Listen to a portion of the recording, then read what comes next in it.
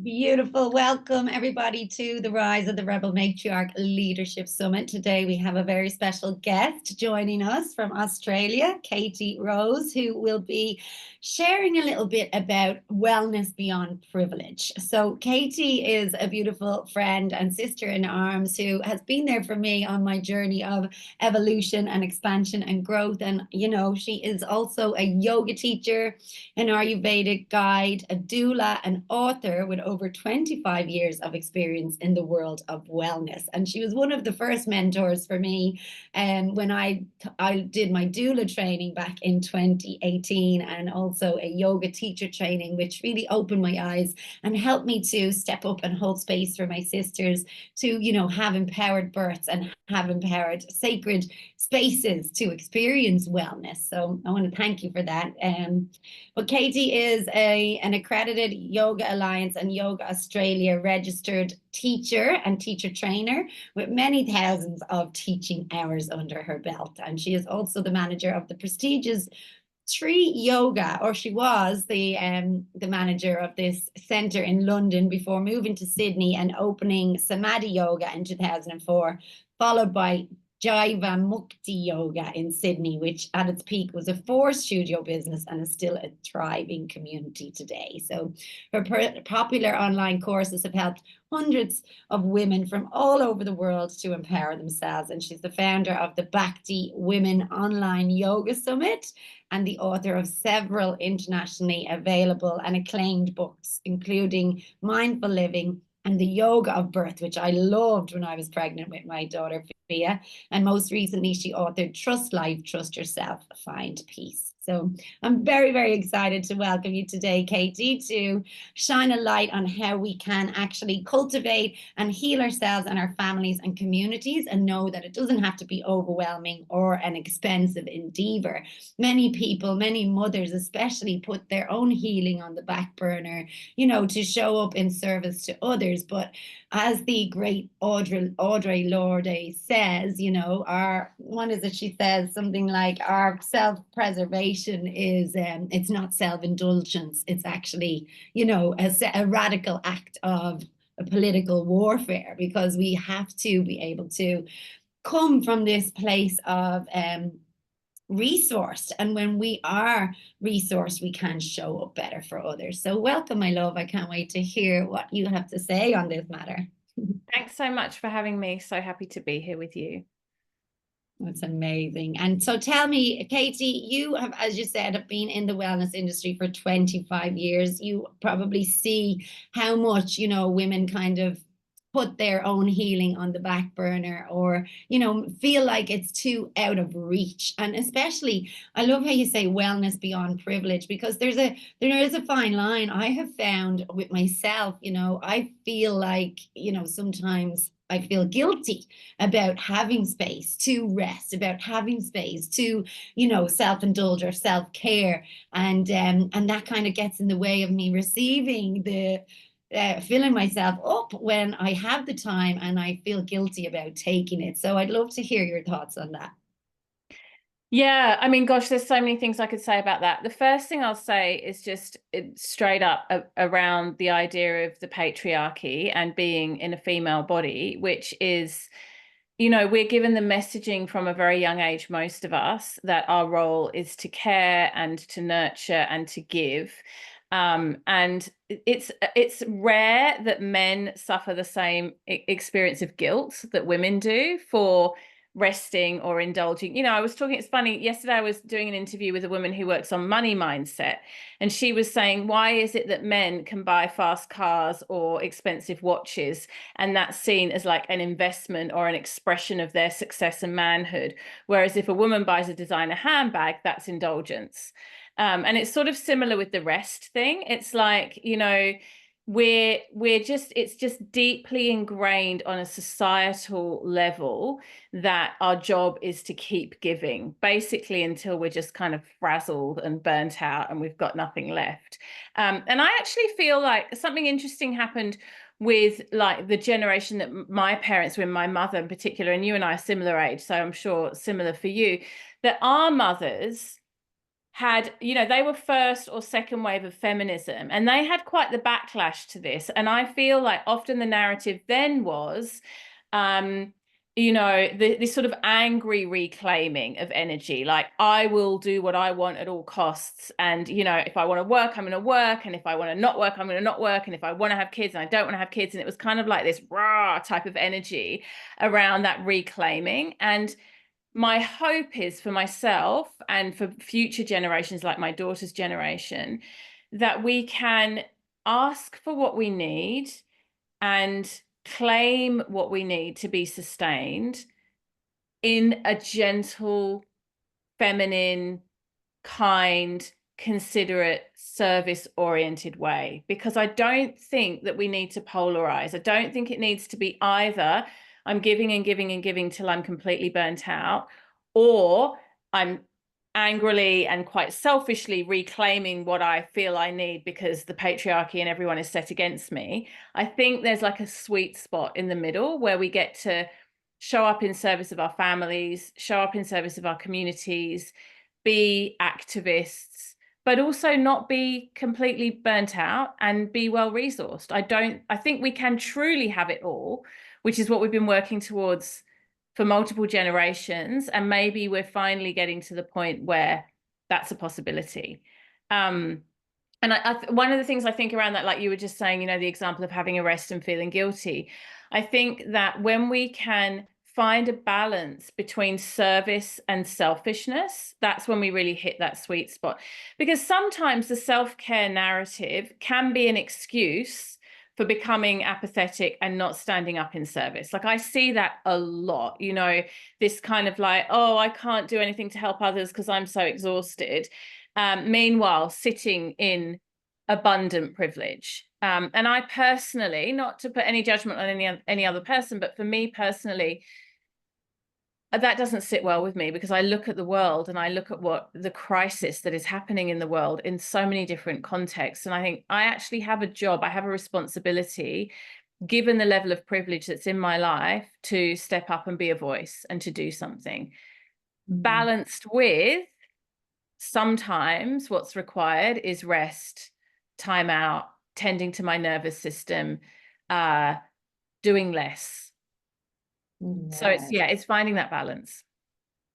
Absolutely, it really is. And you know, I really agree with everything that you've said there. We don't want, we need to rest, we need to rejoice, we need to be in receivership, but then we also need to continue to resist these, you know, patriarchal systems of oppression and violence that many of us, you know, in the privileged world aren't really reaping the repercussions of. So we have got a duty to, you know, to stand up and be counted and use our voices for good, to amplify the voices of others who are, you know, are being suppressed and oppressed. So I love that. And what would you say are, you know, some tools, some tips, some tricks that we can do and embody on an easy, like, you know, as mothers, time is limited, and that's the first excuse that we use. And even for me, I'm very much like, you know, I create boundaries that I can allow me to hold myself with love rather than withhold my love. And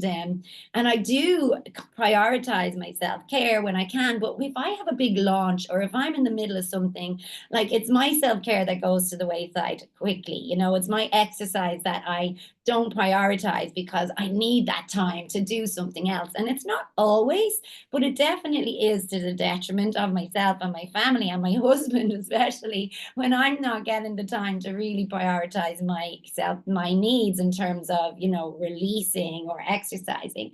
So I'd love some, you know, some practical tips and tools that we can use to be able to continuously and consistently maintain our self-care practice, even when we have so much that we're holding.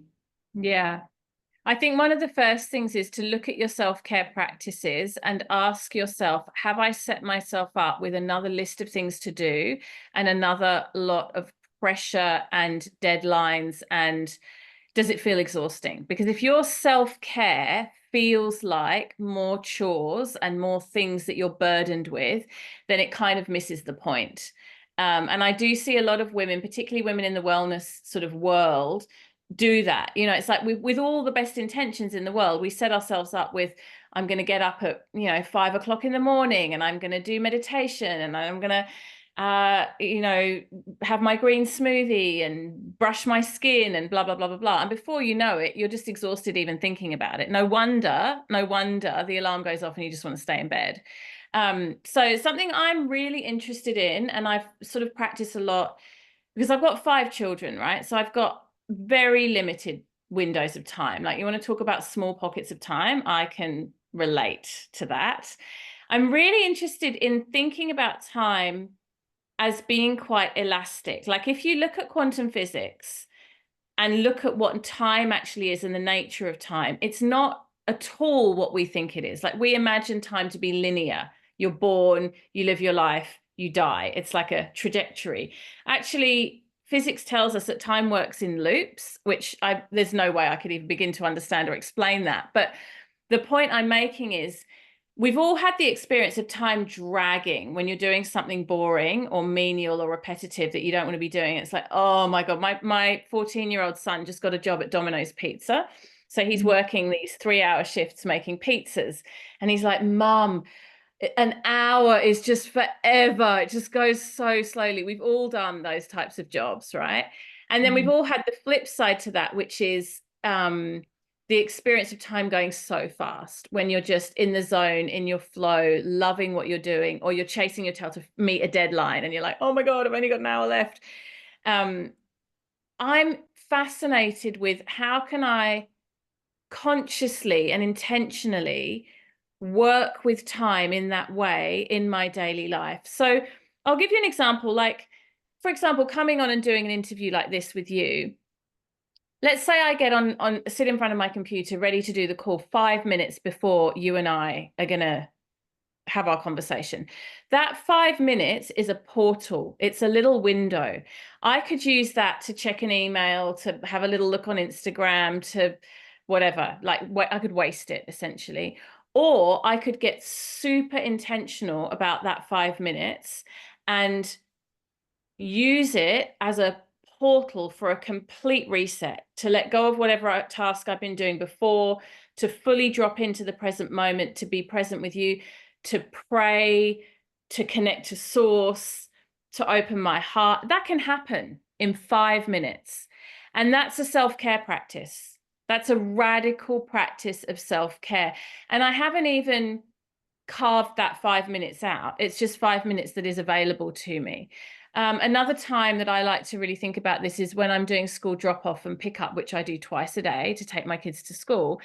You know, those moments when I'm like dropping them off or when I'm waiting for them at pick-up, they're little portals. Again, they could be wasted. And so often our mobile phones encroach on our lives, and that's how we just lose these little pockets of time.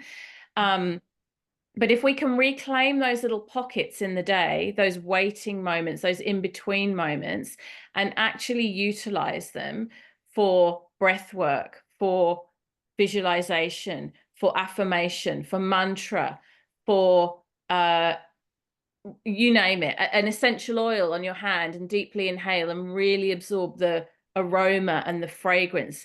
There's so many ways that we can take these little tiny reset moments, and it cumulatively over a day, if you do that several times, that's a spiritual practice. And it's a spiritual practice that will serve you and nourish you, and you're creating neural pathways in your brain that support you to go through your day not feeling completely overwhelmed and frazzled. Yeah, I love that. Absolutely. Because it does take devotion and intention and ritual to hold ourselves in a frequency where we're not just like allowing the weight of the world, especially women like us who are concerned about, the world at large, to hold ourselves in a frequency that we are still prioritizing the fact that we're alive and that we get to rise and we get to thrive, and live our best lives, even in these genocidal times that we're living in, even in when we're inundated with our children.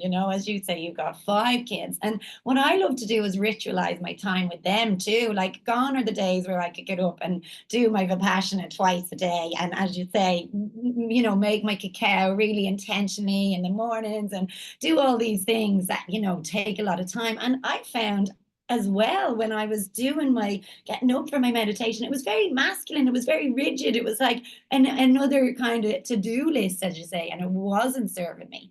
And now to just bring in those moments of just intention, of ritual, you know, and I love to do I love to do it with my kids. Like in the mornings, if my kids wake up earlier than expected, I let them know this is quiet time. If I get up in time, if I'm up earlier than them. And I try to, you know, encourage my daughter to do some yoga with me on the mat, to do some writing, you know, whether she's just doodling or not, you know, just to get into that, you know, knowing that this is quiet time and that we don't need to play or we don't need to do anything. But also play is a huge kind of, it builds you up, you know, and we don't do that enough, like really getting lost in the play with our kids, not having our phones constantly checking them and not feeling like we have to do the dishes or do the cooking or do all the things. Like getting lost in the play is a ritual in itself, and it fills us up. And even just these awareness practices that I love to do with my kids, like, you know, 5 things that you can see, 4 things that you can feel, 3 things that you can smell, 2 things that you can taste, you know, those little things that they love to do and think it's a game, but it really helps me ground into the moment too. So it doesn't have to be hard. It doesn't have to cost us a fortune. We don't have to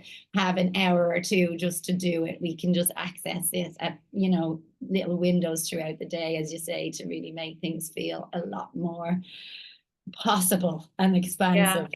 Yeah. Along similar lines, another thing that we can do is look around in our lives already and look at where we're already resourced. So because we live in a capitalist culture, we're very groomed and trained from a very young age to be constantly consuming. Like it's sort of how we're hardwired. And many of us, again, women in our demographic, we get on our phones, we get on Instagram, we start thinking, oh, I want to do this course. Oh, I want to buy this dress. Oh, I want to go on this holiday. If it's for me, it's almost always I want to do this course. Like I'm such a training junkie. I always want to be learning more and studying with amazing women.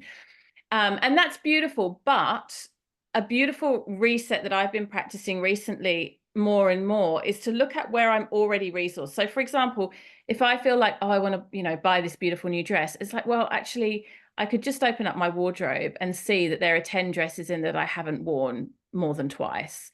If I feel like books are another big one for me, I've got a pile of books this high by the side of my bed. How about I start by reading the ones I already have? You know, my pantry is full of food. What if I started cooking some food with the stuff that's at the back that I haven't looked at for a while and pulled all that out and actually utilize that? What if, I mean, we got better at this, I think, a lot of us in lockdown, you know, because we didn't have anywhere to go. So it was kind of like, okay, what's here? What can I, you know, time for crafting, time for decluttering, time for reading, time for listening to music. I mean, when was the last time, this is a beautiful self-care practice, that you lay down on your bed or on your yoga mat or sat in a chair and just listened with full attention to a piece of music? We don't do it anymore. It's on in the background or it's on, you know, but to really give our attention to a piece of poetry or to a piece of music or to a piece of art and be slow with it. Take that portal, take that 10 minutes. These are meditative practices, they're self-care practices, and they're practices that honor the artists that have been in creation by us giving our full attention. And it really slows us down. And again, doesn't have to cost much money. You're probably surrounded by beautiful music, beautiful art, beautiful clothing, beautiful jewelry, beautiful food. It's all in your home already. It's just this feeling of this hard wiring we have to be consuming that can kind of derail us a little bit. Oh my God, absolutely. It really is. You're just kind of always the next thing, you know? And I actually realized how much I've grown even in creating this Rise of the Rebel Matriarch Summit. And it was just so beautiful to notice that you know, a lot of the time my default is, you know, I just want to give, and then give more and like continuously like look at all of the places that I can leverage or, you know, all of these pressure that I put on myself. And for this, it was like create it for the sake of creating it, you know, and enjoy the process too. Like at the beginning, I had a bit of a nervous breakdown because the background looked a bit boring and the technology wasn't allowing me to go live into the group. And I was beating myself up about it. And then I realized, you know what? Fuck it. No one's waiting there with bated breath for me to show up live. And who cares about the background? Like, just let it go. It doesn't need to be perfect. Progress over perfection every time, and enjoy the creation process just for the sake of creating, you know? And it literally expanded me beyond belief to be able to take the pressure off myself, the expectations that only I was doing or was putting on myself, and to just enjoy it and have fun with it, and then not need to sell anything or create any sense of urgency on the back of it, because even that is like keeping up with the patriarchal pace, you know. And it energized me, even though I was sitting in this room for hours on end for a whole week and I didn't see my kids, you know, just for that little short space of time. I felt energized by it. I felt lit up and liberated from it. It just inspired me so much, you know. So it is really finding the things that do light you up, and, you know, not obviously giving so much of yourself. It's not sustainable to do that all of the time. But when we are doing things that, you know, light us up from the inside out, it doesn't need to be for any big reason. We don't need to put any more expectations on it than, you know, doing things for creation's sake. And that's a big thing for us, especially women in business. We're always creating because of something, but like to create just for creation's sake is a beautiful tool and ritual to do too, would you say? 100%. I couldn't agree more. And I also notice that when I'm in service and it's really aligned to my dharma, like it's really aligned to what I'm here to do, it's not actually draining. What the draining stuff, the stuff that depletes our energy, that leaves us feeling burnt out, is when we're out of alignment with what we're truly here to do and what our hearts desire. Now, we don't get to choose all the time, obviously. This is where the privilege piece comes in. Like if you're in a real position of privilege, you do get to choose exactly where you allocate your time and what you do and what you don't do. For many of us, that's not the case. We have to spend plenty of time doing things that we don't love. But even those things, we can find ways to reframe them. Like, you know, one of my least favorite jobs is folding laundry. And with 5 kids, I have a lot of laundry. And I tend to put it off, and then there's baskets and it's just loads of laundry. And eventually I have to tackle it. But if I can do it in a way like I listen to a podcast, or I put on some music I really like, I diffuse some essential oils, I let it become a ritual. It's still not my favorite thing to do, but it does reframe something that I would otherwise find less than ideal. And even the gratitude piece, you know, sometimes when I'm folding laundry, I will think to myself, I'm so fortunate that my children are with me and that I get to fold their laundry. I'm so fortunate that my children have warm clothes and more than one outfit. I mean, you know, we just have to look at what's going on in Palestine to think, I've got a washing machine and I've got 5 healthy children that live with me under a roof and we're safe. Like, what am I even thinking of to not be completely content in this moment? So there's that piece too. But in my work, and I do work quite hard, like I definitely would say I'm a hardworking person, and I put in a lot of hours. Mostly I get to do stuff I love. Mostly I get to do things like have conversations like this and write and be, you know, in service with women who are really inspiring to me. And I leave energized. It's a very rare day for me working that I feel tired or kind of burnt out at the end of the day. Usually I feel inspired and ignited and excited. So it's sometimes it's about reorienting the alignment of how you're spending your time. You can still be showing up in service. You know, could be something as simple as, like, if you're an extrovert person, you enjoy being in a lot of conversation and being in connection with people. If you're more introverted, perhaps your style of working is less about engaging and more about creating quietly and privately on your own. And when you know those things about yourself, and there's so many different ways you can figure that out. It could be human design, could be gene keys, could be ayurveda. You know, there's so many different frameworks that can help you figure that stuff out. Then you get to really just play to your strengths. And that's another way of practicing self-care. Yeah, finding your zone of genius, finding where you like to do things and pouring more of your time into that. And then, I know it doesn't happen for everybody, but get into a position where you can hire other people to support you with the things that you don't love to do. Like with technology, I'm terrible at that. And I've got a beautiful woman helping me now in the Philippines, and I pay her as much as I can in terms of, I don't want to keep her on a really low wage, even though, people in the Philippines have got a lower level of a wage than people in Australia. And that is something that I have struggled with too, being a woman who, worked in the union movement and who was very much about, workers' rights and upholding conditions and things like that. And then I came to live in this country in Bali in Indonesia, which is like a developing country. And someone like me lives a life of luxury and endless possibilities here, but I'd made big, bold, brave moves to be able to give up my day job and to be able to go all in on my dreams and to be able to, live a life of more presence and pleasure and ease with my kids. And instead of being proud of myself for all of that, I was actually drowning in a sea of my own privilege when I got here. I felt so guilty, and I felt like, you know, I heard this quote ringing in my ears, like, when we break through glass ceilings, someone is going to get cut by the shards. And that just rang in my ears, because I'm like, how can I be sitting here, and be like all about empowering women and claiming and my worth and manifesting abundance, when so many beautiful people here who pray every day, who are devoted to living in sacred reciprocity, and they have nothing, and they're actually, quite happy about it. But it was just killing me that I was like, I can get the laundry done for really cheap here. I can have a woman come into our house and help us keep it clean, and it's not going to cost me the earth like it does in Australia. But I felt so guilty about it. I felt so bad.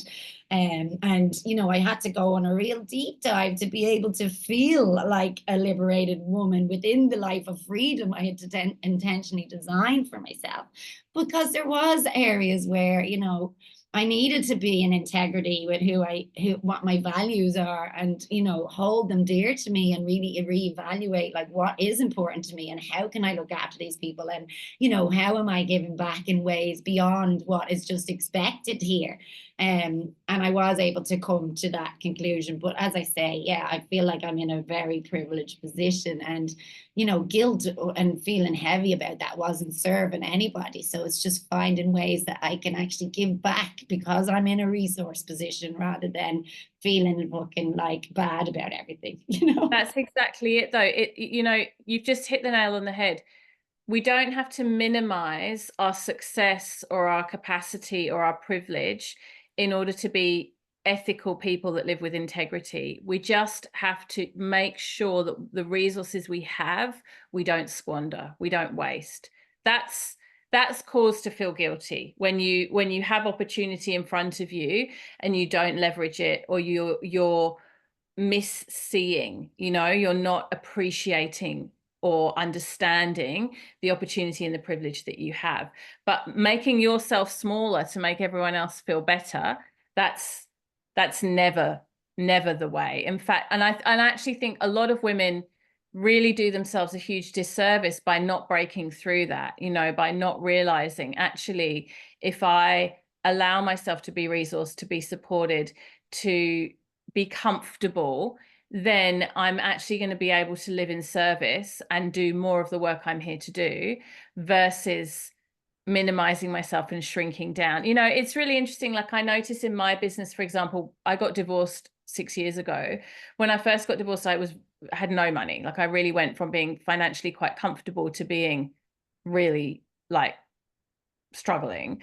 And in some ways, now that I've built my business up and I'm financially comfortable again of my own creation, there's a little voice in me sometimes that goes, oh, don't get smug, don't start, don't get too used to it. There but for the grace of God go I, kind of thing. Don't talk about it too much because people will think you're arrogant. And then I have to really remind myself, no, first of all, I've worked really hard to be here. Like you just said, you created a lot of what you're receiving now. But second of all, I can be an example. I can be an inspiration. I can be a guide for other women to do the same that I have done. And so many women, just to use my example, stay in unhappy relationships for financial reasons. Well, I've mapped a pathway that's different to that. And that's something that I can share with other women. And that's a powerful thing to do. I wouldn't be able to do that if I was still struggling. So it's, you know, we have to acknowledge our privilege and then utilize it.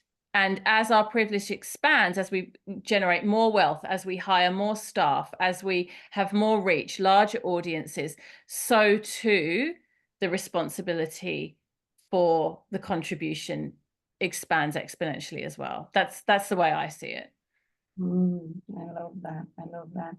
And I remember when I did come here and I spoke to you last year, it was a really interesting conversation. I was in the depths of it. I'd gone all in on my business. It wasn't paying off as financially as, you know, I thought it would, or I had the illusion of, you know, going into business is not easy. It takes time to build. And I remember I was kind of in a bit of the trenches. I was in not a great place in my relationship. And I was feeling like, you know, I was feeling like financially disempowered and I wasn't equal in my relationship. And you said something like, you don't believe, because, you know, this kind of personal development, feminine space now, everybody's talking about how we get to be in receivership, how we get to surrender in our relationships, how we get to allow the man to lead. And as you say, we're both from women. Well, my mom was a very like staunch, powerful feminist woman who, like, you know, worked her arse off to provide for us and was a single mother. And that's entrenched in me. Like, it's, you know, just this belief that I need to work hard, not even work hard, but like I want to feel empowered. I want to be like doing things in the world that make me feel fulfilled. I want to be providing financially for my family. And obviously there's a fine line, especially if you are in a relationship that is, you know, supportive, to be able to surrender I guess, and allow yourself to receive. And there's a huge fine line there. But you said something really interesting to me, that you don't believe that women should surrender in relationships, and that, you know, maintaining our financial independence is very important for us. And I'd love you to maybe just explore a bit about that for our listeners. Yeah, it's such a big conversation. There's a lot of narratives around in the personal development spaces and in the sort of feminine empowerment spaces around receivership at the moment. And there's a lot of narrative around women being able to, like the trad wife trend, for example, which, you know, it's really interesting. And if I think about my own marriage, one of the things I would do differently if I had my time again is I would be a lot more willing to not be so fervently independent towards my husband. So, you know, one of the things I said a lot in my marriage to my husband when I was married is, I don't need you. I don't need your help. You know, I'm fine without you. Like that was a strong narrative from me. And it's, you know, partly because of conditioning from childhood and whatever, and it's partly just my personality. And it's something he shared with me, my ex-husband shared with me quite recently, is, you know, I just felt like nothing I did was important. Like there was, you didn't need me for anything. You constantly told me that you didn't need me for practical things. You didn't need me for emotional things. You know, it's like, what's the point kind of thing. And I get that. I really get that. So if I were, you know, to be in a relationship again, like a committed relationship like that, one of the things I would definitely do differently is to be more uplifting of the other person's contribution, and to be more willing to be in balance of, I do need to be taken care of at times, and I do value the support, and I do lean on this person. So that's one piece. However, what I would say is, in order to be, in my opinion, in a truly functional, healthy relationship, a man and a woman, the polarity of the masculine and the feminine is such that we need to be there because we're choosing it, not because we're trapped in it. And that's a huge difference. And a woman who has surrendered all financial control to a man, particularly where children are in the picture as well, may not be. And, you know, I'm not talking about in every moment of every day. Like, there are times all of us want to throw our relationships in the bin and just walk away. Like, that's life. But I mean, in the bigger picture trajectory, we have to feel like we're there because we're choosing to be there. And if we're there because we can't leave, actually, really, that's financial abuse. And for me, that's not a good pathway. That's never going to be a pathway that leads to anyone's empowerment, the man or the woman. So I'm very much an advocate of women having capacity to generate at least some of their own income. You know, I get that if you're choosing to be a stay-at-home mum, if you're choosing to be very available for your children, which I have done, I've made huge sacrifices in my own career to be available for my children. You know, I sometimes look at peers who, I've been working in this industry for nearly 30 years now, who haven't had children like I have. And I'm like, wow, that's where I could be if I hadn't taken decades out of my life to make babies and breastfeed them and co-sleep with them and wear them on my body. And, you know, and that's a beautiful choice. I'm totally happy that I've made that choice. But even within all of that, throughout all the children, I always maintained some financial independence, enough that it wasn't a reason for me to stay in a relationship. And that is my personal belief, that if we're not choosing to be there, if we're there because we feel bound or tied, it's never going to be a healthy polarity balance. Mm-hmm. Yeah, absolutely. And I found, you know, when I was kind of moving through that, it was just more of me needing to learn, you know, coming from a family that was a broken family. I guess I knew that it's a possibility, you know, and I found it hard to surrender and feel safe in the relationship. It was my own stuff, you know, and I was literally pushing him away in a sense because I felt like I needed to have my defenses up, my armor up, just in case he did leave, you know, and I needed to be ready for an emergency, and I needed to have all of that, you know, independence just in case, which, you know, did cause issues in my early marriage, because this man did love me and wanted to provide for me, but I just didn't want to let him. And I was, you know, really kind of hard and harsh, and letting that go, doing some work around, you know, being able to surrender and receive, but also be able to maintain my independence in a sense, and be able to stay passionate about the things that I was passionate about, and be able to, and surely, as you say, choose what I wanted to do rather than feel trapped and feel torn and feel like I had no control. So anyway, it's a huge topic that I definitely want. But, you know, can I just say one thing? It's a huge credit to you that you worked through all of that and stayed in your marriage, because a lot of people don't, and I didn't. And I mean, there were other factors in my marriage too. It's not, that wasn't the only piece, but I have so much genuine admiration and respect for women and men, for anyone who works it through. It's so easy to give up and walk away, and often that's what we're told to do. You know, he's no good, just leave him, walk away. You know, it's really, you know, when I got divorced, I had only one friend out of all of my female friends that said to me, are you sure you've done all you can to give it a go? Like, are you going to look back with regret? And I thought, what a beautiful question. What a brave and beautiful question to ask. Is there a place in which you can try to work this through? Because we live in a throwaway culture. You know, we throw away our coffee cups, and we throw away our marriages, and we throw away our dreams and our hopes. And it's actually, there's something so beautiful about working through even in friendships, you know, like you have ups and downs with your friendships. Can we work through it? Can we come out the other side stronger, rather than just going, I'm done with this person, it's too hard?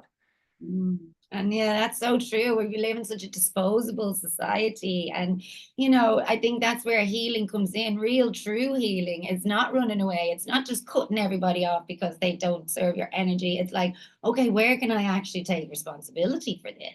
Where can I put my sword down and let him in and let him lead in a way that he just wants to provide for me? He wants to feel worthy as much as I do in the relationship too, you know? And I just want to thank him for being you know, open and willing to go there with me as well, and to, you know, look at places that he had been showing up which weren't very ideal, and we're a work in progress.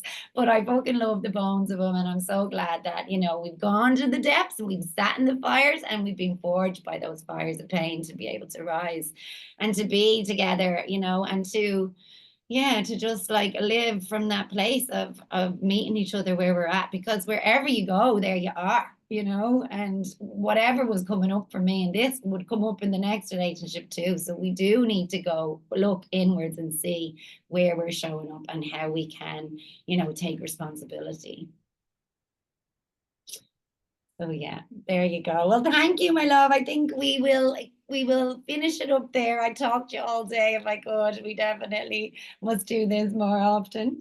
But yeah, I just want to thank you for helping me through a really wobbly time. And you know, you did. I said a thank you to you in the Rebel Ma Healing in the Time of the Feminine book, because you know I was at a stage where I wasn't believing in healing. I was so like, I felt like I was so scared of the world, you know, and I was like, what is the point in all this healing when one, my marriage is falling apart and I don't feel empowered, and two, the world is fucking falling down around us and people are killing each other, and how can I be banging on about healing when like so many are suffering and struggling? And you really held a mirror up for me to help me remember who I was. You offered me a call and gave me your ear and gave me your love, and you know, helped me to navigate a really tough time that I was moving through. So I just want to thank you very much for that. And for Thank you. And you know, I think, I don't want to sound like a pessimist, but I feel like things are going to get harder before they get better in the world in general. I mean,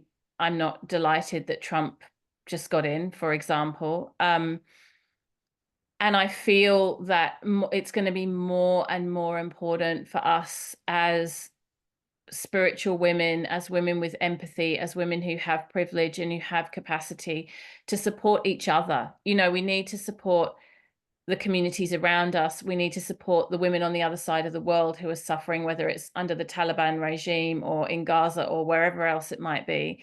But more close to home, like let's uplift and support each other, because I need to lean on my sisters, and I know that there are many women in my community that need to lean on me. Like we have to be there for each other, because it's not, we're living in a really difficult time, and my feeling is it's going to get harder before it gets easier. So we've got to look out for each other.